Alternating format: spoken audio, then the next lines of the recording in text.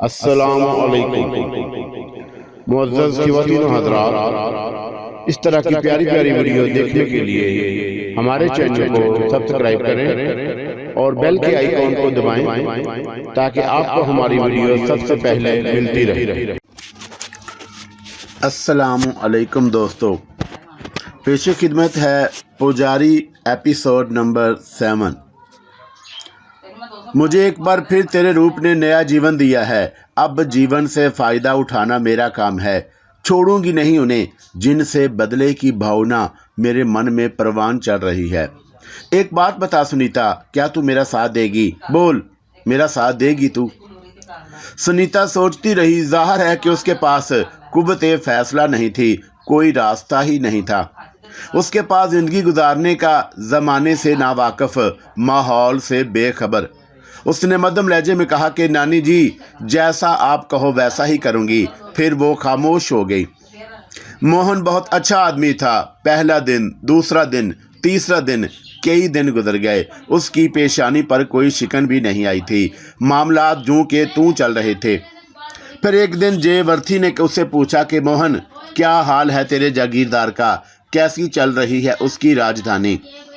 नानी जी, हम तो 2 कौड़ी के गुलाम हैं। हमारी क्या औकात है? महाराज कैसे जीवन बता रहे हैं, हमें तो कुछ मालूम नहीं होता। बस आप यूं समझ लो कि चल रही है गाड़ी। अकेले हैं, क्या कर सकते हैं। बहरहाल अच्छा ये बता, आते हैं कभी कभी? हाँ हाँ, क्यों नहीं। अब तो मौसम आ रहा है। महाराज उस वक़्त आएंगे जब आम पक जाएंगे। अभी तो आम पक रहे हैं। थोड़े दिन पहले दीवान जी आए थे और देखभाल करके गए थे। बस जीवन बीत रहा है। जयवर्ती खामोश हो गई और फिर उसने उसी रात सुनीता से कहा, सुनीता, जवान हो गई है तू। एक बात बता मुझे, क्या तेरे हुस्न में जवानी का एहसास नहीं उभरता? समझी नहीं नानी जी, मेरा मतलब है कि कभी मन ये नहीं चाहता कि कोई मन का मीत मिले। सुनीता खामोशी से कुछ देर सोचती रही, फिर बोली, नानी जी, कभी सोचा ही नहीं इस बारे में। जीवन की सारी कहानी तुम्हें सुना चुकी हूँ। इस कहानी में क्या ऐसा कोई समय है जो इस तरह के ख्यालात मन में पैदा कर दे? हाँ ये तो है, मगर बाउली, मैं तुझे बताऊंगी कि जीवन क्या है, जवानी क्या होती है, संसार में इंसान के मन के मीत कैसे मिलते हैं। तूने अपनी सुंदरता को देखा है कभी? भगवान की सौगंध, अगर राजकुमारियों के कपड़े पहन ले तो राजकुमारी लगे, ऐसी के जो देखे मन महसूस कर रह जाए। तेरे जीवन में जो सूरत हाल निकली है, मतलब ये है कि मिनश का खून पीना, गोश्त खाना, और उसने तेरे शरीर को ऐसा बना दिया है कि कोई उसे देखे तो दीवाना हो जाए। देख मिनश अगर अपने आप को खुलूस और मोहब्बत के साथ किसी के हवाले कर दे तो बहुत मुश्किल होता है ऐसा कि उसे खुलूस और मोहब्बत से चाहने वाले लोग मिल जाएं। संसार अपने मतलब की सोचता है और अपने मतलब के सोचने वाले तुझे लाखों मिल जाएंगे। जवानी और जवानी की देन तो थोड़े ही अरसा रहती है और उसके बाद बस फिर समझ ले कि पूछने वाला कोई नहीं होता। अगर कोई चीज़ सारा जीवन साथ दे तो वो होती है अपनी अकल, और अपनी अकल से काम लेकर सारी जवानी और उम्र के लिए बहुत कुछ किया जा सकता है। मेरी बातें समझ रही है? जयवर्ती ने सुनीता को देखा। सुनीता मुस्कुरा दी, बोली, नानी जी, हमेशा ही मन चाहा कि कोई मुझे संसार की बातें बताए। भगवान की सौगंध, मुझे पहली बार लग रहा है कि कोई मुझे मेरा अपना मिला है जो सिर्फ अपने ही नहीं मेरे बारे में भी सोच रहा है। आप नानी जी, आप मेरी मदद करो और मुझे बताओ मुझे इस पापी संसार के बारे में। जब आप मुझे मिली हो तो संसार का बहुत सा ज्ञान मुझे मिल रहा है। मुझे याद आ रहा है नानी जी कि किस तरह मेरे माता पिता को जीवन से महरूम किया गया। हाँ नानी जी, अब सारी बातें मेरी समझ में आ रही हैं। मेरी माता जी बहुत सुंदर थी, कमल के फूल की तरह। मुझे याद है, अच्छी तरह याद है। अब जब कि होश आया है मुझे तो सारी बातें मन में आ रही हैं। मैं जानती हूँ कि मेरी माताजी का हुस्न ही मेरे पिताजी की मौत का सबब बन गया था। और आखिर में मुझे ये भी याद आ रहा है कि माताजी ने मुझे जीता रखने के लिए अपना खून पिलाया था, अपना गोश्त खिलाया था ताकि मैं ज़िंदा रहूं। नानी जी, अब मुझे सारी बातें याद आ रही हैं और इसलिए याद आ रही हैं कि आपने मेरे मन में प्रेम ज्योत जगाई है। उसने मुझे सब कुछ याद दिलाया है। मुझे बताइए संसार के बारे में। जयवर्ती ने मोहब्बत से सुनीता को अपने सीने से लगा लिया और बोली, खुली खुली सी बात है कि पापियों को खा जाओ, उन्हें कच्चा चबा लो। अगर तुम ऐसा नहीं करोगी तो वो ऐसा करेंगे। तुमने अगर उन्हें नुकसान नहीं पहुंचाया तो वो तुम्हें नुकसान पहुंचा देंगे। यही रीत है इस संसार की, और इससे पहले कि वो तुम्हें नुकसान पहुंचाएं तुम उन्हें नुकसान पहुंचा दो। बस यही तुम्हारी जीत है। मैं ऐसा ही करूंगी नानी जी, मैं ऐसा ही करूंगी। मुझे बताती रहो नानी जी, सब कुछ बताती रहो। आज से मैं तुझे असल संसार की तस्वीर दिखाऊंगी, बताऊंगी तुझे कि संसार क्या है और उससे निपटने के लिए तुझे क्या करना होगा। मैं तुम्हारी हर बात की तामील करूंगी नानी जी, सुनीता ने जवाब दिया। पता नहीं जयवर्ती का माजी क्या था। वो बड़ी पुरइसरार शख्सियत की मालिक थी। जो कुछ उसने सुनीता को बताया था वो भी सनसीखेज था।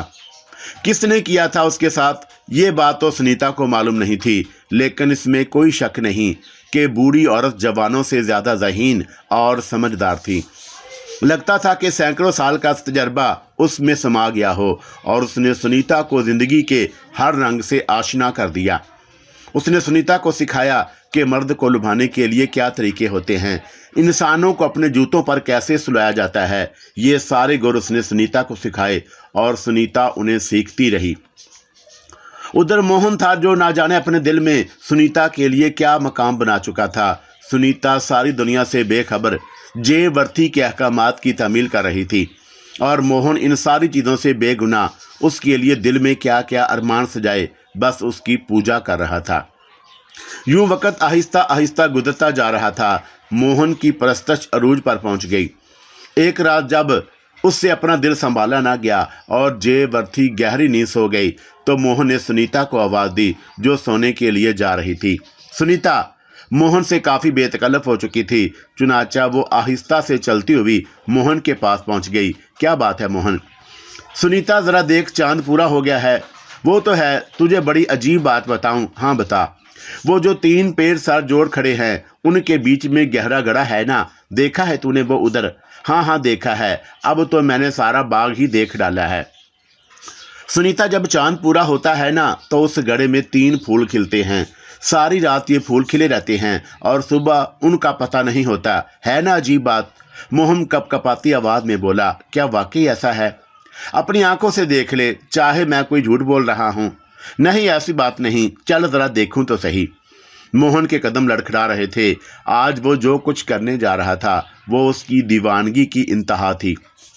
चुनाचा थोड़ी देर के बाद वो उस जगह पहुंचा। गड़े के पास पहुंचकर उसने कहा, देख ले, झांक ले।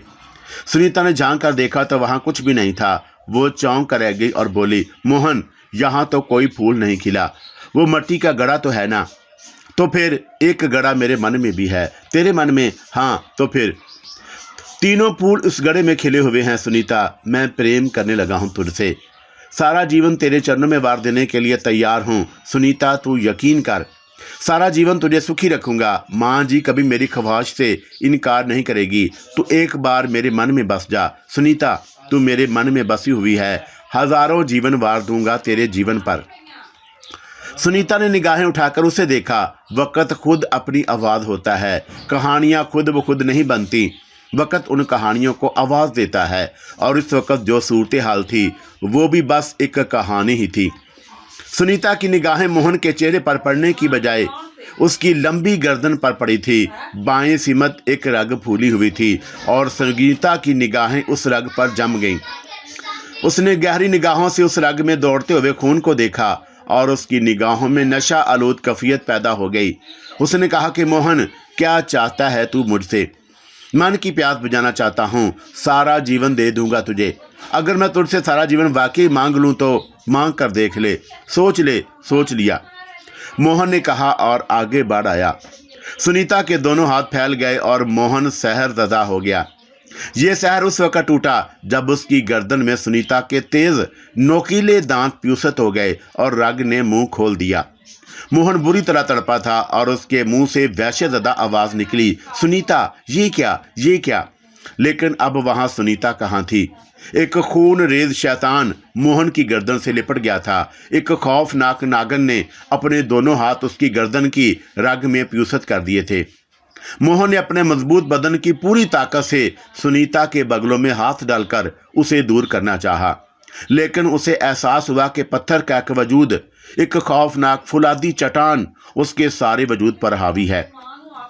अपनी तमाम तर जिस्मानी कुव्वत, अपनी तमाम तर जान से जोर लगाकर उसने सुनीता को पीछे हटाना चाहा, लेकिन सुनीता किसी जोंक की तरह उसके साथ लिपटी हुई थी। उसने मोहन की दोनों टांगें अपनी टांगों में जकड़ ली थी। वो किसी ऐसे पहलवान की तरह चिपकी हुई थी जिसे लातादाद दाव पेच आते हैं। मोहन की गर्दन का खून उसके वजूद में मुंतकिल हो रहा था। वो ये खून पी रही थी और मोहन बेसुध होता जा रहा था। ना जाने कब तक उसने जद्दोजहद की और उसके बाद उसकी जद्दोजहद सर्द पड़ गई। लेकिन सुनीता अब वो सुनीता नहीं थी जिसे वर्थी ने उस जमाने से रोशनास करा दिया था। ये बता दिया था कि उसने सुनीता को कि अपनी हिफाजत दुनिया का सबसे बड़ा काम है। इंसान जो कुछ भी करे सबसे पहले अपने बचाव का बंदोबस्त करे और उसी में उसकी जिंदगी है, और सुनीता ने ऐसा ही किया था। चुनाचा अब तमाम चीज़ों से फारिग होकर सबसे पहले उसने इधर उधर देखा। मोहन की झोंपड़ी के आसपास जो सारी चीज़ें थी उसके बारे में सारी मालूमात थी। वापस आकर उसने सबसे पहले जयवर्थी को देखा। बूढ़ी औरत गहरी नींद सो रही थी। सुनीता ने कुछ बेलचे वगैरह उठाए और वापस उसी जगह पहुंच गई जहां अब मोहन की लाश पड़ी हुई थी। वो गड़ा कि जिसके बारे में मोहन ने बताया था कि 3 फूल खिलते हैं अब, और उसमें मोहन की लाश पड़ी हुई थी। और सुनीता चारों तरफ से मट्टी समेटकर 3 फूल वाले उस गड़े को बंद कर रही थी। फिर उसने टूटी हुई घास उस गड़े पर लगाई और इस तरह उसे ओढ़ दिया कि किसी को ख्वाब में भी ये ख्याल ना हो कि उस गड़े में किसी इंसान की लाश दफन है। चांद की रोशनी में तमाम चीज़ों का जायजा लेने के बाद उसने इत्मीनान की गहरी सांस ली और मोहन की कहानी यहाँ ख़त्म हो गई। दूसरी सुबह जयवर्थी ने उससे मोहन के बारे में पूछा था। वो कहाँ गया पता नहीं, शायद सुबह का सामान लेने गया हो। तू कहाँ थी सुबह? मैं सो रही थी, सुनीता ने पुरसकून लहजे में कहा। मुझे तो चिंता हो रही है। आ जाएगा, ऐसी कोई बात नहीं। मगर मोहन शाम तक वापस ना आया, रात को भी वापस ना आया। अलबत्ता दूसरे दिन कुछ लोग घोड़ों पर सवार होकर वहां पहुंचे। वो मोहन को आवाज़ें देते हुए वहां आए थे। जवाब में जयवर्थी बाहर निकलाई। हाँ, क्या बात है भाई? माताजी, मोहन कहाँ है? पता नहीं, क्यों, क्या हुआ? वो असल में धर्मचंद जी आ रहे हैं और उन्होंने कहा था कि मोहन से कहें कि अच्छे अच्छे आम तोड़ कर रखे। धर्म जी किसी वक्त भी पहुंच जाएंगे। मोहन आ जाएगा तो कह दूंगी। माताजी, आप कौन हैं? मैं मोहन की दादी हूं, काफ़ी दिन से यहाँ रहती हूं। ठीक है माताजी, आप ये बात उससे कह दें, धर्मराज किसी वक्त भी यहाँ आ सकते हैं। जब लोग चले गए तो ठीक है माताजी, आप ये बात उससे कह दें, धर्मराज जी किसी वक्त भी यहाँ आ सकते हैं। जब वो लोग चले गए तो जयवर्थी के चेहरे पर अजीब से तासरात फैल गए। सुनीता दरवाजे के पीछे खड़ी हुई थी। जयवर्थी ने मुस्कुराते हुए कहा, और अब फिर इम्तिहान का वक़्त आ गया सुनीता। मैंने तुझे इस संसार के बारे में जो सिखाया है, समझ ले, वो तुझे अंजाम देना होगा। क्या समझी? समझ गए नानी जी, मगर बात क्या है? धर्मराज यहाँ आ रहा है। धर्मराज को पहले जाल में फांसना है तुझे। समझ ले कि उसके बाद जागीरदारों के घर के दरवाजे तुझ पर खुले होंगे और तेरी जगह बाग का ये झोंपड़ा नहीं बल्कि राजमहल होगा। तुझे राजकुमारियों की तरह जीवन बिताना है। बाद में बताऊंगी कि तुझे क्या करना है। क्या समझी? मैं तैयार हूँ नानी जी। नहीं, तू तैयार नहीं है, मैं तुझे तैयार करूंगी। और उसके बाद जयवर्थी गायब हो गई। ये पता नहीं चल सका कि वे बूढ़ी औरत कहाँ गई थी। फिर जब वो वापस आई तो उसके पास काफ़ी सामान था। उसने कहा कि सुनीता, मैं तेरा संहार करूंगी। सुनीता को उस औरत की सलाहियतों का आहिस्ता आहिस्ता एहसास होने लगा। जयवर्थी उसका श्रृंगार करने लगी। सुनीता के ढीले ढाले बालों की उसने चोटी गूंदी। उस चोटी में उसने गुलाब के फूल परोए। फिर कुछ फूल उसने उसके बालों में लगाए। गहरे रंग का लिबास उसे पहनाया और उसके बाद अजीब सी निगाहों से उसने सुनीता की तरफ देखा। फिर आहिस्ता से बोली, भगवान की सौगंध, मर्द होती तो उसी जगह जीवन वार देती। ऐसी सुंदर लग रही है तू कि अगर इंसान तुझे देखे तो मर जाए, जीने की तमन्ना खो दे। सुनीता मुस्कुरा दी। फिर बोली, नानी जी, इससे पहले तो मैंने कभी अपने आप पर गौर नहीं किया था। आज तुमने मुझे ना जाने क्या बना दिया। इसकी वजह है, क्या वजह है नानी? धर्मराज को रात तो नहीं आया था, लेकिन सुबह को जयवर्ती ने कुछ तहरीक देखी और जल्दी से सुनीता को होशियार कर दिया। मौसम बहुत खूबसूरत था, लेकिन आसमान पर बादल छाए होने की वजह से भीगा भीगा था। जयवर्ती ने सुनीता को इतना चालाक कर दिया कि सुनीता हर बात से पूरी तरह वाकफियत रखती थी। वो जानती थी कि उसे बहुत बड़ा काम करना है। जयवर्ती ने उसे बहुत समझाया। उसे अंदाज़ा था कि अगर उसने आज धर्मराज को मुतासर कर लिया तो उसका मुस्तकबल बन जाएगा। वो बाग के एक खूबसूरत गोशी में पहुंच गई। दरख्तों पर कोयल कूक रही थी। वो खामोश खड़ी उस कोयल को सुनती रही। परिंदे इस मौसम के हुस्न से पूरा लुत्फ़ उठा रहे थे। बादल कुछ और गहरे हो गए। अचानक कदमों की चाप सुनाई दी। उसने पलट कर देखा। उसके बाद फनकारा का फन आसमान से बातें करने लगा। सहमा हुआ हुस्न इतना हसीन के देखने वाला दीवाना हो जाए। खाली आंखों में खौफ के साए उस हुस्न में इजाफे का बायस बने और सामने खड़े हुए आदमी ने दिल थाम लिया। सुनीता सहमी खड़ी उसे देख रही थी। खूबसूरत सिल्क के लिबास में मलबूस जो शख्स खड़ा था, उसका कद लंबा था, बाल बहुत खूबसूरत जिनमें कंपटियों के पास सफ़ेदी झलक रही थी, बारोब चेहरा, हैरत से समेटे हुए होंठ, खुश रंग, और देखने से अंदाज़ा होता था कि वाकई बड़ी जागीर का मालिक है। शान थी कि पूरे वजूद से टपकती थी। खुद सुनीता ने इतना शानदार मर्द जिंदगी में पहली बार देखा था। उसकी निगाहें देखने वाले को देख रही थी। लगता था कि उसका सहर तोड़ दिया गया हो। आहिस्ता आहिस्ता उसके चेहरे से खौफ के आसार हटने लगे हों और होंठों पर मुस्कुराहट फैल गई। और फिर उसने नरम लहजे में कहा, तुमने मुझे डरा ही दिया। वो भी चौंका। सुनीता की मुस्कुराहट ने उसके दिल नवाज जिस्म ने उससे खौफ छीन लिया और उस बेतकल्फ़ी पर वो मर मिटा। उसकी आंखों में ज़िंदगी लौट आई और फिर वो आहिस्ता से बोला, क्या यहाँ अप्सराएं आती हैं? मेरा नाम अप्सरा नहीं, सुनीता है। सुनीता ने हंसकर कहा। लगा जैसे जल तरंग बज उठे हों, दिल के तार छिड़ गए हों। तमाम से वाकिफ़ थी। फिर उसने कहा कि मैं तो आकाश से नहीं उतरी, मगर लगता है कि तुम आकाश से धरती पर उतरते हो। जवाब में उधर भी हंसी उभरी। फिर पूछा गया, क्यों? मुझे तो पता नहीं तुम यहाँ कैसे पहुँचे। तुम कोयल की कूक में उलझी हुई थी, वरना मेरे आने की आवाज़ ज़रूर सुन लेती। कोयल की कूक सुंदर होती है। कैसी सुंदर आवाज़ दी है उसे भगवान ने। मगर तुम हो कौन? धर्मराज के बाग में आमों की तो तारीफ सुनी थी, ये हुस्न कहाँ से आ गया? ए तुम धर्मराज जी का नाम ऐसे बेतकल्फ़ी से क्यों ले रहे हो? वो महाराज हैं हमारे। अच्छा, तुम्हारे महाराज हैं वो? तो और क्या, मगर तुम उनकी कौन है? हम उनकी तो कुछ भी नहीं हैं, मगर वो हमारे महाराज ज़रूर हैं। कहाँ से आई हो? लो, आते कहाँ से हैं? तुम्हारा घर कहाँ है? मोहन के पास। ओह अच्छा, तुम मोहन को जानते हो? हाँ, मोहन हमारा बहुत अच्छा दोस्त है। कहाँ है वो? पता नहीं कहाँ चला गया है। नानी जी भी परेशान है उसके लिए। अच्छा, इसीलिए हमें नहीं मिला। वो नहीं है, इसीलिए तो हम इस बाग की रखवाली कर रहे हैं। अच्छा, ये बाग किसका है? ये बाग हमारे महाराज धर्मराज का है। अरे होगा कोई महाराज, हम भी किसी महाराज से कम नहीं। हम धर्मराज से ज़्यादा दौलतमंद हैं। होंगे, पर वो हमारे महाराज हैं। तुम जाओ यहाँ से, हम तुम्हें एक आम भी नहीं देंगे। वो मुड़कर जाने लगी तो एक आवाज़ उभरी, मेरी बात सुनो। क्या है? क्या मैं इतना बुरा हूँ कि 2 मिनट मुझसे बात भी नहीं कर सकती? कर तो सकते हैं, मगर तुमने हमारे महाराज को बुरा कहा, इसलिए हम बुरा मान गए। जवाब में वो भी मुस्कुरा दिया। फिर बोला, बात तो सुनो, जा कहाँ रही हो? वो झोंपड़ी है ना हमारी, मोहन की झोंपड़ी। हाँ, मोहन तुम्हारा कौन है? भाई है और नानी जी हमारे साथ हैं। इससे पहले हम और कहीं रहते थे, लेकिन अब मोहन के पास आ गए हैं, यहीं रहते हैं। अच्छा, तुम्हारा नाम क्या है? सुनीता। अच्छा, एक बात बताओ सुनीता, तुमने धर्मराज को देखा है?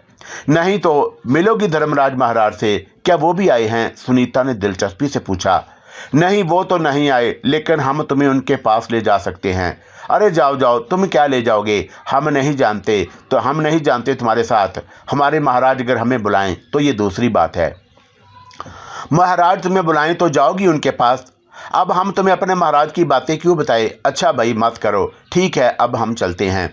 ये कहकर सुनीता वापसी के लिए मुड़ी और तेज़ रफ्तारी से अपनी झोंपड़ी की तरफ भाग गई। बहरहाल ये सारी बातें अपनी जगह, लेकिन ये जानती थी कि वह धर्मराज को जिंदगी से महरूम कर रही है और दर हकीकत धर्मराज दीवाना हो गया था। और जब वो वापस मुड़ा तो उसके कदम लड़खड़ा रहे थे और ही दिल में कह रहा था कि तुझे क्या मालूम बेवकूफ़ कि धर्मराज तेरा दीवाना हो गया है। ना जाने तू अब तक कहाँ थी, ना जाने अब तेरे बगैर हम कैसे गुजारा करेंगे। वो अजीबोगरीब अंदाज में देर तक खड़ा रहा और उसके बाद लड़खड़ाते कदमों से वापस मुड़ गया। लेकिन उसके फरिश्तों को भी नहीं मालूम था कि वह पुर इसरार आंखें, दो सुर्ख आंखें जो एक भयानक चेहरे पर टिकी हुई थी, उसका जायजा ले रही थी। मुड़ी हुई नाक के नीचे एक खौफनाक मुस्कुराहट फैल गई थी। वो वापस चला गया, लेकिन उसके दिल में बहुत से एहसासात, बहुत सी ख्वाहिशात जन्म ले रही थी। फिर अपनी जागीर पहुंचकर उसने सबसे करीबी राजदार को तलब किया और राजदार गर्दारी था। गर्दारी उसकी बुराइयों का साथी था और दुनिया भर की नेक नामी कमाने के बाद धर्मराज गर्दारी को तलब करता था तो यकीनन उसके पीछे कोई बुरा तस्वर होता था। गर्दारी उसके पास पहुंच गया और उसने मुस्कुराते हुए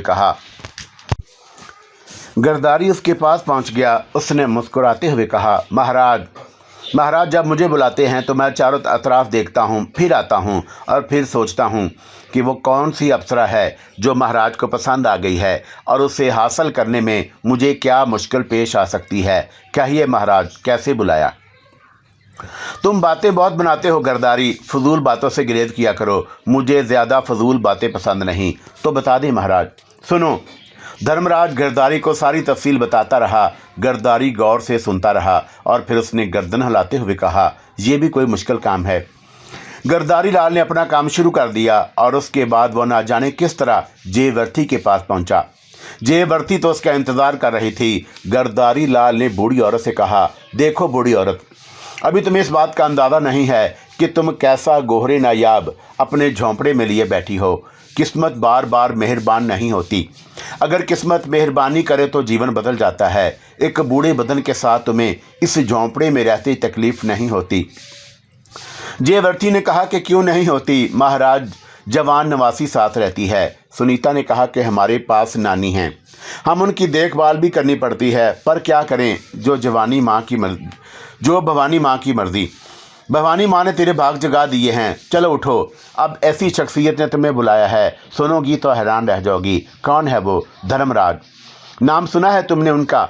झोंपड़ों में रहने वाले बड़े लोगों का क्या नाम सुनेंगे महाराज। पर आप क्या कह रहे हैं? आप कह रहे हैं तो ठीक ही होगा, लेकिन उन्होंने हमें क्यों बुलाया है? ये बात की बातें हैं। पहले ये बताओ कि चलोगी? महाराज, संसार से इस तरह रिश्ता टूट गया है कि कोई पूछने वाला नहीं रह गया, और अगर कोई पूछे तो उसे कैसे ठुकराया जा सकता है। तो फिर तैयारी करो।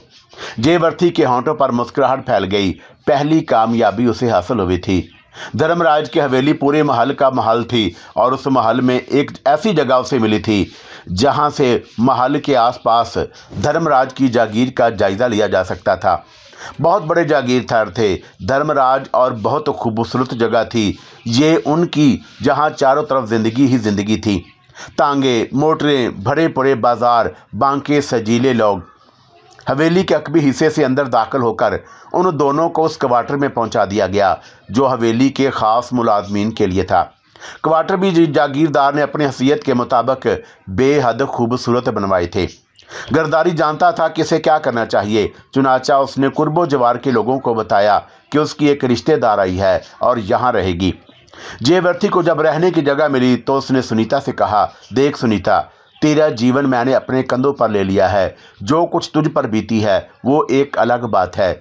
अपना जीवन अगर शांति से गुजारना चाहती है तो बात समझ ले कि जेवर्ती के कहने पर हाँ करना तुझे पुरअसाइश ज़िंदगी मिलेगी। मेरी फ़िक्र मत करना, और अगर कभी ऐसी अनहोनी बात देखे जो तेरी समझ में ना आए तो परेशान ना होना। बात भी कोई ऐसी नहीं थी जो बात से परेशानी हो। अभी तक उसके ذहन में ये बात नहीं आई थी कि उसने क्या खोया है, क्या पाया है। वो तो बस अपनी मासूम ज़िंदगी को बेहतर रंग देना चाहती थी। गर्दारी ने धर्मराज को बता दिया था कि काम हो गया है, लेकिन जो खाया जाए वो ठंडा करके खाया जाए, उसी में आसानी है। धर्मराज भी कुर्बो जवार के हालात से मोहतात था। चुनाचा उसने भी मुतमिन होकर गर्दन हिला दी और कहा कि अभी जल्दबाजी नहीं करना चाहता, गोहरे नायाब मुट्ठी में आ गया है, बस इतना ही काफ़ी है। चुनाचा सुनीता उस हवेली में मुकीम हो गई। एक सुबह जब जागी तो जेवर्थी मौजूद नहीं थी। जेवर्थी क्या चीज़ थी, उसका माजी क्या था, सुनीता को मालूम नहीं था। लेकिन कुछ सुनीता ने भी कभी जेवर्थी का माजी जानने की कोशिश नहीं की थी। ये सब कुछ उसकी फितरत में नहीं था। बस 2 वक्त की रोटी और साफ सुथरा कपड़ा। हाँ, खून की तलब फितरत का एक हिस्सा थी, लेकिन वो इतनी जल्दी जल्दी नहीं होती थी। बस एक बार वजूद में इंसानी खून उतर जाए तो काफ़ी अरसा चल जाता था। 2 दिन गुजर गए, जेवर्थी वापस नहीं आई। मुलाजमीन उसके लिए खाने की चीज़ें लाते थे। एक दिन वो अपने क्वार्टर के दरवाजे के पास आई और थोड़ा सा दरवाज़ा खोलकर झांक कर देखा। एक खूबसूरत लड़की सामने से गुजर रही थी। सुनीता ने उसे आवाज़ दी और लड़की रुक गई। सुनीता ने उसे करीब बुला लिया। लड़की अपनी जगह हैरान रह गई। तब सुनीता हंसकर बोली, अरे वहाँ क्या खड़ी है, इंसान हूँ, तुम्हें तो ऐसा लग रहा है कि जैसे भूत देख लिया हो। लड़की आहिस्ता आहिस्ता करीब आ गई और फिर उसने फटी फटी निगाहों से सुनीता को देखा। फिर उसने कहा, भगवान की सौगंध, राजा अंदर के उखाड़े की बात ही सुनी थी। कोई अप्सरा ऊपर से नीचे आ पड़ेगी और इस घर में आ जाएगी, कभी सोचा भी नहीं था। क्या तुम महाराज गर्दारी की रिश्तेदार हो? हाँ, वो मेरे मामा जी लगते हैं, सुनीता ने कहा और हंस पड़ी। लेकिन लड़की के चेहरे पर अजीब से तासरात थे। वो गहरी निगाहों से सुनीता को देख रही थी। फिर उसने कहा कि एक बात बताओगी? तुम अंदर तो आओ, बैठो मेरे साथ, अकेली हूँ। नहीं, नानी जी भी रहती हैं, यहाँ कहीं चली गई हैं वो। गर्दारी के बारे में बताओ, क्या उनसे तुम्हारा क्या रिश्ता है? मैंने कहा ना कि मामा जी हैं, सगे। वाह राम, एक बात कहूँ तुमसे, कहो तुम्हारा नाम क्या है? सुनीता। सुनीता, तुम गलत जगह आ गई हो। क्या मतलब? हमारे महाराज बड़े नज़रबाज हैं, और मगर अपने मामा जी से ये बात मत कह देना, नहीं तो मेरी गर्दन ही कट जाएगी। तुम चिंता मत करो, बताओ तो सही क्या बात है। महाराज धर्मराज ने तुम्हें देख लिया तो तुम्हारी खैर नहीं। बस यूं समझ लो कि उसकी पूरी हवेली में तुम्हारी जैसी एक भी नहीं। अगर उन्होंने देख लिया तो दीवाने हो जाएंगे और फिर तुझे उनकी दासी बनना पड़ेगा और बड़ी मुश्किल हो जाएगी। हाय राम, फिर क्या करूँगी मैं क्या बताऊं तुझे? नानी जी कब आएंगी तेरी? पता नहीं। वैसे तुम कौन हो? नौकरी करती हूँ यहाँ, हवेली के बहुत से काम करती हूँ, मगर तुम जो बात कह रही हो वो तो बड़ी खौफनाक है। ये बताओ कि धर्मराज महाराज कहाँ होते हैं? मैं तो उनके सामने भी नहीं जाऊँगी। बस ज़रा एहतियात रखना। और क्या बताऊँ तुझे, तुमने तो मुझे डरा ही दिया। डराने की बात नहीं, बस तू इतनी सुंदर है कि लगता है कि चंद्रमा धरती पर उतर आया हो। तूने अपना नाम नहीं बताया। सलोनी है मेरा नाम। सलोनी, मेरी सहेली बन जाओ, मैं बड़ा अकेला महसूस करती हूँ यहाँ। ठीक है, मैं तेरी मदद करूँगी। सलोनी बाहर निकल गई और उसके बाद सलोनी दिन में कई बार उससे मिली। बड़ी अच्छी दोस्ती हो गई थी उनके बीच। धर्मराज अपनी कुछ ऐसी मसरूफियात में मसरूफ़ हो गया था कि अभी उसने सुनीता पर तवज्जो नहीं दी। उधर सलोनी सुनीता से बेहद तबीयत कलफ हो गई थी। एक दिन सलोनी ने सुनीता से कहा कि सुनीता, तेरी नानी जी तो ऐसे गायब हो गईं जैसे गधे के सर से सींग। वैसे एक बात है, अगर महाराज धर्मराज तुझे मिल जाएं और तू उन्हें अपने जाल में फांस ले तो तू रानी बन सकती है इस राजमहल की। तब ये सारी हवेली तेरे कब्जे में होगी। धर्मराज तुझे रानी बनाएंगे। ऐसा कैसे हो सकता है? मैं तुझे बताऊंगी ऐसा कैसे हो सकता है। सुबह 6 बजे महाराज पिछले बाग में सैर के लिए आते हैं। उस लम्हे किसी और को बाग में जाने की इजाज़त नहीं होती। मैं भी बाद में जाती हूँ। अगर तू बाग के किसी कोने में छुप जाए और वो तुझे देख ले तो समझ ले काम बन सकता है। तू मुझे वहाँ पहुँचा देगी सलोनी? क्यों नहीं, तेरी सहेली जो ठहरी, मगर मेरे पास तो अच्छे कपड़े भी नहीं। तो क्या फ़र्क पड़ता है, तू वहाँ कह के मैं सब कुछ करूँगी। तकदीर कुछ नई कहानियां तरतीब दे रही थी। हर देवनाथ ने एक घराने को तबाह किया था। वो अपने बेटे से महरूम हो गया था। सुनीता जो की त्यों थी। बुराई करने वाले रास्ते से हट रहे थे। फिर जेवर्थी मिली थी। जेवर्थी क्या थी ये तो वो ही जानती थी। उसने सिर्फ एक बात कही थी कि 6 घरानों से इंतकाम लेना है। उस इंतकाम के लिए उसने सुनीता को आलाकार बनाया था, मगर ये नहीं मालूम था कि सुनीता क्या चीज़ है और आगे क्या होने वाला है। बहरहाल सलोनी उसके लिए अच्छे रास्तों का इंतखाब करती रही। चुनाचा सलोनी ने सबसे पहले वो लिबास तैयार करवाया जो जूथा तो मालूम जो था तो मामूली, लेकिन सुनीता के जिस्म पर जाकर न जाने क्या से क्या बन गया था। सलोनी ने यह लिबास उसे पहने देखा तो सुनीता को देखकर मुस्कुराकर बोली, भगवान की सौगंध, अगर मैं मर्द होती तो तुझ पर अपना जीवन वार देती। चाहे महाराज धर्मराज मेरी गर्दन ही क्यों ना कटवा देते, लेकिन मैं तेरे लिए जीवन जरूर दे देती। चल हट, तू तो मेरी सखी है, ऐसी बात क्यों करती है। बहरहाल अब तुझे जाना है, होशियार रहना है, बस ये समझ ले कि तेरा काम हो जाएगा। फिर दूसरे दिन सुबह ही सुबह सुनीता तैयार हुई और उसके बाद वो बाग के अकबी की जानब चल पड़ी। उसने वहां धर्मराज को देखा और छुप कर खड़ी हो गई। ये अंदाजा तो उसे पहले ही हो चुका था कि धर्मराज वही शख्स था जिसने उससे मुलाकात की थी, लेकिन यहाँ फिर उसने अदाकारी की और चौंक कर बोली, तुम यहाँ कैसे आ गए। धर्मराज उसे देखकर पहले ही दंग रह गया था। उसने आहिस्ता से कहा, क्यों, क्या हम यहाँ नहीं आ सकते। भाग जाओ, जल्दी भाग जाओ। जानते हो ये कौन सी जगह है जहाँ धर्मराज महाराज रहते हैं। अगर रहते भी हैं तो हमारा क्या बिगाड़ लेंगे। देखो तुम भाग जाओ, धर्मराज बहुत बुरे आदमी हैं, जान से मरवा देंगे तुम्हें।